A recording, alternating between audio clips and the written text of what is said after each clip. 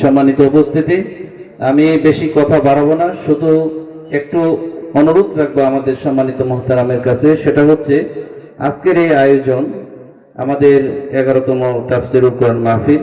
আমরা এখানে তাফসিরের ব্যবস্থাপনা করে থাকি, আলোচকরা এসে আলোচনা করেন, আমরা সেটা শুনি, সেইখান থেকে আমরা উপকৃত হওয়ার চেষ্টা করি। কিন্তু যাদের মাধ্যমে আজকের এই বাস্তবায়ন, সেই আজকের এই দক্ষিণগাঁও কালিবা দাখিল মাদ্রাসা, এই দাখিল মাদ্রাসাটা প্রতিষ্ঠা লগ্ন থেকে যারা প্রতিষ্ঠা করে গেছেন, যারা দুনিয়াতে এখন নেই, তাদের জন্য হুজুরের কাছে দোয়া চাচ্ছি।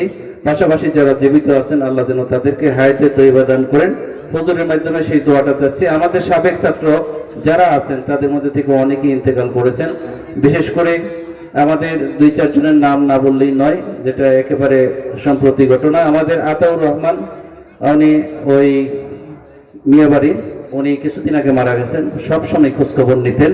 তারপরে আমাদের এখানে রাজীব আকন্দ আছে, সাইমন আছে, আমাদের সেলিম ভাই আছে, আরো যারা ইন্তেকাল করেছেন প্রত্যেকের জন্য হুজুরের কাছে দোয়া চাবো, হুজুর যেন দোয়া করে থাকেন। আর আমাদের শিক্ষক, 2 জন শিক্ষক আমাদের মারা গেছেন, আমাদের আফসার উদ্দিন স্যার এবং গিয়াসউদ্দিন স্যার।